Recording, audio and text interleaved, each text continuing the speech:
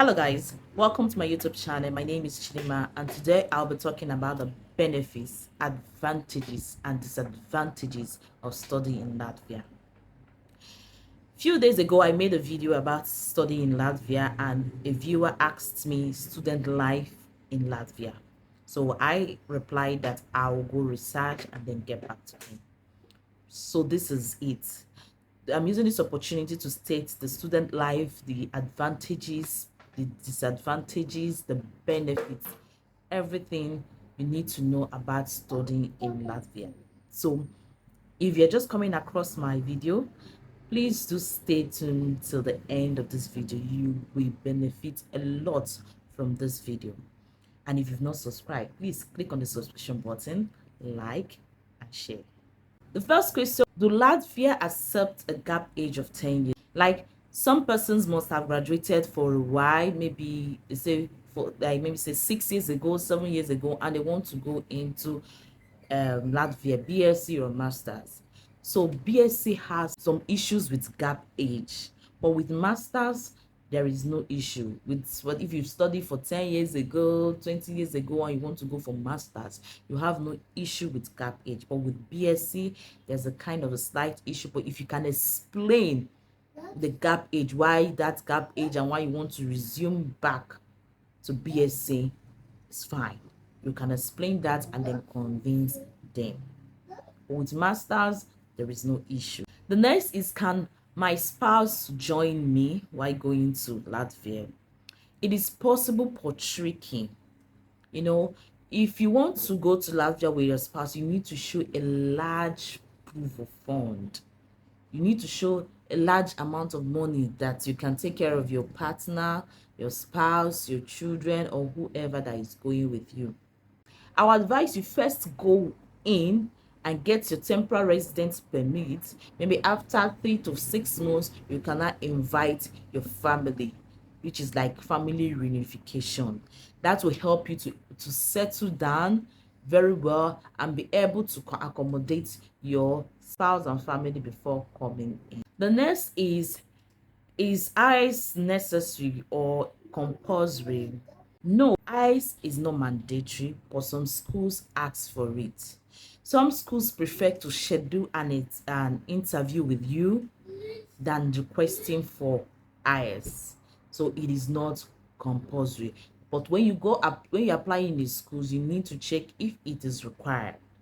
If it is required, you have to give it. If it is not, good for you. If you don't want to do IELTS, just check the schools. If the schools request for it, which is if it's compulsory, leave the school and look for other ones that are not compulsory.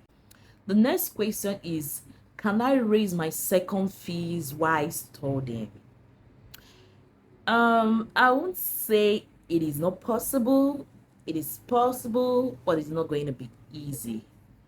For masters, it will be, let me say, way easier than BSc, because for masters you can work full time, that is 40 hours per week. But for BSc students, you have to work just 20 hours per week. So 20 hours is not enough to raise your fees. But for masters, if you are able, they say 40 hours, but it's not easy. You won't be able to combine schooling and working for 40 hours. It is not possible. That you just have to ignore one and then concentrate on the other one. But you cannot ignore your studies. This is the main thing why you are there, and this is the only thing that is holding you while you are there.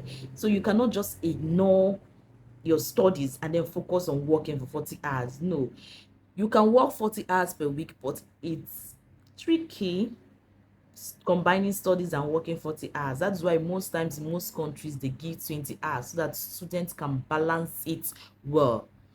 But if you can do it, fine. Then if you're able to do 40 hours per week, that means you can be able to raise your second fees. The next is, do they have age limits for studies? There is age limits for bachelors in different schools. Like different schools have their age limits. In some schools 25, in some schools 26, in some schools 30. But when it comes to masters, there is no age limit. Any age can apply for masters.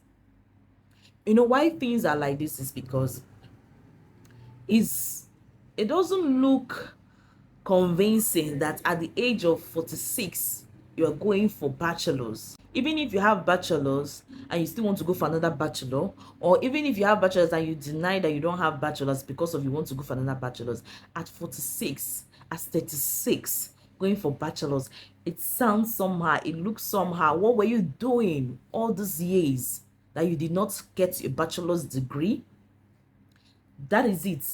To me, even if someone tells you that I'm 46 and or 36 and I've not gotten my bachelor's degree, yeah, in African countries it's possible, but those countries, the other side, the Western countries, it sounds not convincing, so they won't be able to understand such like high in African country. But if you want to go for masters at 46, you can go to masters. It is possible that after studying, after your bachelor's degree, you were working and there was no need for masters to advance your education. But maybe now you want to advance your education for career growth, you want to go into the managerial role, and part of the requirements is an advanced education. So it is convincing to say that you are going for masters at that age, because you tell them, you show them that you've been working for these years, you've not been able to advance your career, or and now you want to do that, and doing that require masters, so you can convince them. So that is why there is no age limit for masters, but for BSc there is age limit for some schools. So you need to search schools, some 25, some 26, and some 30. Another question is that how many intakes do Latvia schools have? Okay, they have two intakes, February and September, and it's always advisable to apply for your visa three months before your intake, because the visa processing takes time. Sometimes it takes three months and above for the visa processing time. So you need to apply a long time before your intake, so that you have enough time to prepare for your visa to be out, to prepare, and then go for your studies. Are there application fees in Latvia schools? Here is their application fees in Latvia schools. So different schools with different rates, and their registration fee is from 150 to 500 euros. That is their registration. When you get the admission, the registration fee is 150 to 500 euros. Different schools for different rates. Another question is, can I travel to other Schengen countries with Latvia visa? Yes, Latvia is a Schengen country, so you can travel to other Schengen countries with Latvia visa. It's possible, it's true, it's doable. You can do that. So from Latvia, you can go to Paris. We don't need another visa. So with Latvia visa, you can go to any EU countries or Schengen countries. Another question is also, can I do my internship in other Schengen countries? Yes, the schools even encourage that. So you can do your internship as long as you can move to other Schengen countries. You can do your internship in other Schengen countries. So I'll state out some of the benefits of studying in Latvia. The benefits or advantages, the disadvantages, I'll state it out. The first on my list is Latvia schools are very, very affordable except for medicine, which is same thing with other countries. Very affordable. If you want an international value in education, you can go for Latvia without breaking the bank. You can travel to other EU countries and other Schengen countries with your Latvia visa. So if the Schengen countries, how many are there? I can't remember. You can travel to all these countries with just your Latvia visa. 5 years after study, you can become a permanent resident. 5 years after studies, like that, after studying you will work for 5 years, pay their tax for 5 years. After that 5 years, straight pathway to becoming a permanent resident. And from permanent resident to become a citizen. So, and permanent resident, they're just little things that show difference between being a permanent resident and being a citizen. And as for students, your years are broken down. Like, let me say, for example, if you have if it takes 5 years to become a permanent resident, so you as a student, you studied for 4 years, it will be taken down two, broken down two. So they will count 2 years. 2 years is already counting for you. So what you just need is 3 years to become a permanent resident after studying for 4 years. So if it's masters for 2 years, it becomes 1 year. So just 4 years remaining for you to become a permanent resident. One of the advantages that, there's this perspective people in Africa, India, and other countries have about studying abroad. All their mindset, all we watch movies that you party, you club, you dance, you drink, you enjoy yourself in abroad. Things are not difficult. That's not true. In abroad, it is not easy like how we imagine, the perspective we have. It is quite difficult. First, the first thing you first experience, the culture shock, is networking. It's not easy to network. That's why most people, they keep emphasizing network. It's not easy, especially when you're going to a new country where you know no one. Just imagine you're going to a place you don't know anybody. It is not easy to mingle, not very easy.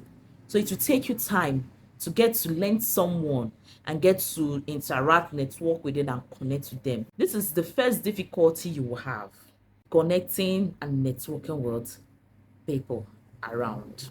The next thing you'll be having in your head is expensive. When you're just coming from your country and going to a new country and you want to buy something, there's this currency conversion always in your head.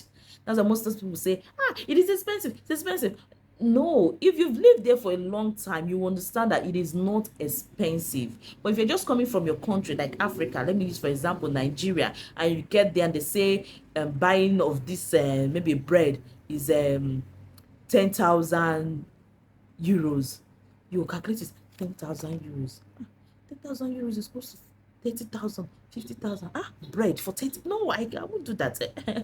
But if you've been living there for a while now, you understand that it is not that expensive. But going there for the first time, you'll be doing this currency conversion, and it affects a lot. So that's part of the difficulties you have when you get into Latvia. The next difficulty is living on your own. When you are used to living with family, most especially those going for bachelors, they're living with family. You've been living with family, and you've not stayed on your own before. It will be quite difficult for you making decision on your own, purchasing things, working, feeding yourself, paying for rent. Some of these things will become difficult for you, but with time you get used to it. The next is the extreme winter in Latvia. Sometimes it gets to -20 degrees. Here in Nigeria, like, we have what they call harmattan. Harmattan is not even, will I say, quarter of what winter looks like or feels like. So winter is very, very harsh. The cold, and the more cold you are, the less productive you become, because when you are so cold, you wouldn't want to go out, you wouldn't want to go and look for job, you wouldn't want to even go to job, because this is quite different from where you are coming from. The cold is very different from where you're coming from. So the weather is part of the difficulties you will face when you get to Latvia. As I mentioned earlier, networking and connecting with others will not be easy for you when you get into a country where you know no one. This same thing, in Latvia, you even find it difficult, and you won't even have much opportunity to connect with the locals, because as you're going to study in an English taught schools, most locals prefer to study in Latvian language schools. So it's just few that want to study in English, and that are the few you can connect with. Let me say like 2 to 3 persons in Latvia want to study in English. All will be going to Latvia schools, and you won't be going there. You'll be going to a school, into an English taught school. So kind of difficulties in connecting with and relating with the locals, but you need to make effort in doing that, because you, as you connect with them, you get to mingle with them, you get some, and with them you get more opportunities, because they know where to get things, what to do to get jobs and all that. So network with them and connect with them. It is difficult, but you have to move, push yourself forward to do it. It is not possible, but difficult. Another is there is no guarantee of work placement after studies. You know, when they tell you that after study you can stay back, you know, in Latvia you stay as BSc, you stay back 4 months, masters 4 months, and then you can extend it to 6 months. No, you know, when they say that you stay back to work, it doesn't mean that once you stay back to work there will be work. There is no 100% guarantee of work placement. Definitely you will get job, but not immediately like how you imagined or how you think. So but universities, they guide you on how to get the job, like in polishing your CVs, in directing, and that is guiding you on interviews. They do some of those things, but they don't guarantee you work placement. You work for it. Another is that you cannot be lazy. You cannot be lazy or careless. In Latvia schools, you have 75% attendance. You must attend school 75%. If you don't, you have issues with immigration. You need to pay attention to your studies. You don't neglect it, because they give you 40 hours to work per week, then you start neglecting your studies. You know, that is why I stated earlier that 40 hours is tricky. You can't just work 40 hours per week, because your studies will suffer. If you are willing to work 40 hours, but your studies will suffer. That's why most countries give 20 hours, so that their studies will not suffer. But if you want to do that 40 hours per week, your study must suffer. So you need to pay attention to your studies. Your studies is more important than that work you want to do. Another disadvantage is that driving fines are expensive. If you are fined for any driving illegality or whatever, you can pay close to 20 to 40 euros for it. It's expensive. So if you want to drive when you get to Latvia, be very, very careful not to commit any driving crime or do anything illegal with driving. The fines are high. Studying in Latvia has a Schengen value, an international value, but is not the strongest EU country or the strongest EU degree. No, the strongest EU degrees like Germany and Belgium and the rest cannot be compared to Latvia, but Latvia has an international value. With all those things I have stated, it doesn't mean that Latvia is not a good place to go. No, in every country, with time, a student's life becomes easier. With time, you give yourself time.